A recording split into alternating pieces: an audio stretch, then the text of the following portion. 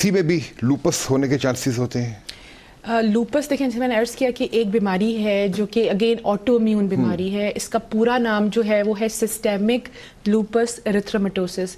Systemic से अगर हम इसी का मतलब निकाले थे कि पूरे जिस्म को इन्वॉल्व करती है और ये लूपस की जो है बीमारी है ये किसी भी अज़ा को जो है वो अफेक्ट कर सकती है. मैं पेशेंट्स को ये मिसाल देती हूँ कि आपके सर के बाल से लेके आपके पाँव तक किसी भी अज़ा को जो है ये मुतासर कर सकती है. इसके सिम्टम क्या होते हैं? इसके सिम्टम्स हर पेशेंट में फ़र्क होते हैं, लेकिन मैं कुछ सीधा सिम्टम्स यहाँ मेंशन कर सकती हूँ कि अगर किसी पेशेंट को सिम्टम्स आ रहे हैं तो वो ज़रूर एक रूमेटोलॉजिस्ट से रब्ता करें. स्टार्ट ये होती है स्किन के साथ. बाज़ दफ़ा स्किन में रैश, एक बटरफ्लाई रैश जिसको हम कहते हैं कि नाक और चीक्स के ऊपर आता है बटरफ्लाई रैश. हाथों पे रैश आना शुरू हो जाता है, फिर जोड़ सूजना शुरू हो जाते हैं, बुखार का रहना, थकावट, खून की कमी, एनीमिया. बाज़ दफ़ा ऐसे पेशेंट आते हैं जो चेस्ट पेन की कंप्लेन कर रहे होते हैं, लेकिन दर हकीकत होता ये है कि उनकी हार्ट की जो झिल्ली होती है उसके अंदर वरम आ चुका होता है, लंग्स के अंदर वरम आ सकता है. इसके अलावा जो बहुत कॉमन है पाकिस्तान में देख रही हूँ वो है लूपस नेफ्राइटिस. इसका मतलब ये है कि आपकी किडनीज के अंदर वरम आ गया. यानी कि मैं बताना चाह रही हूँ कि ओवरऑल पिक्चर है कि लूपस जो है वो आपके किन किन ऑर्गन्स को मुतासर कर सकता है, जिसमें किडनी भी शामिल है, हार्ट है, लंग्स हैं, स्किन है, आपकी आंखों का है, जोड़ों का है. तो अगर आपको ऐसी प्रॉब्लम आ रही है, इसको हम क्रॉनिक इलनेस कहेंगे, कि कुछ अरसे से, कुछ महीनों से आपको बुखार है, थकावट रह रही है, आपको एक रैश सा महसूस हो रहा है.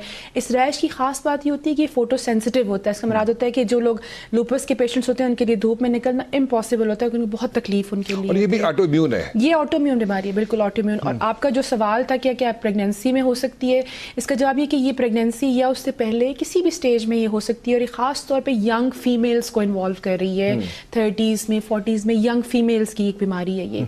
अगेन इसका लिंक जो है वो कहा जाता है कि कुछ हार्मोनल फीमेल हार्मोन्स के साथ इसका लिंक है.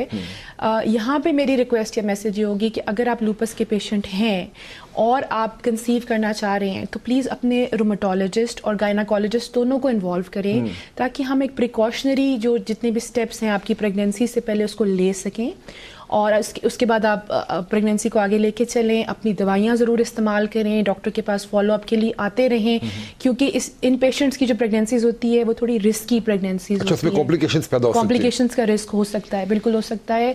तो इसलिए मैं पेशेंट्स को हमेशा ही बात कहती हूँ कि अगर आप प्लान कर रही हैं तो अपने डॉक्टर से ज़रूर मशवरा करें. डॉक्टर साहब, स्पॉन्डिलाइटिस पे बात करते हैं. ये क्या बीमारी है और क्या ट्रीटमेंट है? आसिफ साहब, बहुत कॉमनली देखी जा रही है. पहले हमारा ख्याल था कि शायद ये बुज़ुर्गों में होती है, या 50-60 के बाद लोग छड़ी पकड़ लेते हैं जी कि कमर में दर्द हो गई या गर्दन में दर्द होगी. आजकल मैं देख रही हूँ कि यंग लोग हमारे पास आ रहे हैं. इसके लिए मैं ये अगर इस पर थोड़ा डेमोन्स्ट्रेट करूँ जो मैं अपने साथ आज लेके आई थी. देखिए, ये हमारी कमर की पूरी हड्डी है जो कि यहाँ नेक से स्टार्ट होती हुई बिल्कुल नीचे तक जा रही है, और ये नीचे हमारी टेल बोन है. ये अल्लाह ताला की तरफ से देखें एक कॉम्प्लेक्स स्ट्रक्चर है कि इसमें अल्लाह ताला ने इतनी डिटेल्स जो हैं वो रख दी हैं कि ये आपकी वाइट सी जो है ये हड्डी है. ये जो ट्रांसपेरेंट चीज़ देख रहे हैं ये आपकी डिस्क है, जिसके बारे में आपने सुना होगा जी, डिस्क बल्ज हो गई, स्लिप हो गई, मसला हो गया. और इसके नतीजे में क्या होता है कि ये जो आपकी येलो सी हैं ये नर्व्स हैं. तो ये नर्व इम्पिंजमेंट हो जाती है या पिंच हो जाती है, या आम ज़बान में कह लें कि दब जाती है. और फिर एक ऐसी दर्द आती है जो कि आपकी एक टांग में जा रही है या कमर के निचले हिस्से से शुरू हो रही है. ये इसकी वजह क्या आएगी? वजह इसकी ये आ रही है कि आपकी इन हड्डियों में वीकनेस आना शुरू होगी. इनको हम वर्टिब्रा कहते हैं कि इनमें वीकनेस है, कमज़ोरी है. इसने प्रेस किया है आपकी डिस्क के ऊपर और उसके नतीजे में आपकी नर्व्स दब रही हैं. तो ये कमर के अगर निचले हिस्से को करती है तो ये लंबर वर्टिब्राज इन्वॉल्व होते हैं. अगर ऊपर नेक में करती है तो हमारे सर्वाइकल वर्टिब्राज होते हैं, जिसको कहते हैं कि स्पॉन्डिलोसिस जो है वो हो गया है. तो अगेन बहुत से पेशेंट्स मेरे पास आ रहे हैं प्रॉब्लम के साथ, नेक पेन और ये बैक पेन.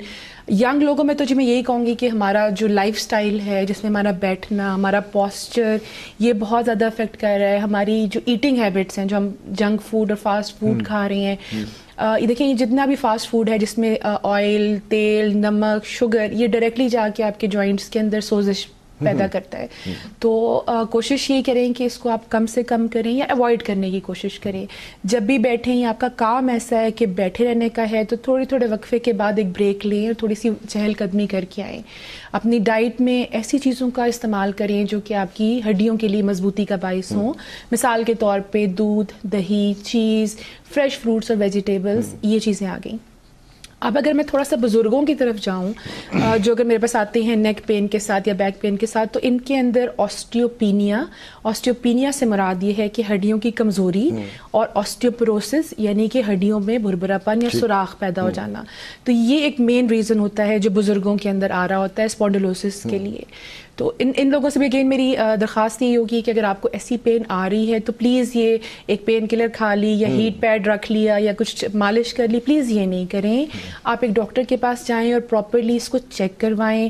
ہم اس کا ایکس رے کر کے دیکھیں گے، اگر ایم آر آئی کی ضرورت پڑی تو ایم آر آئی بھی کریں گے.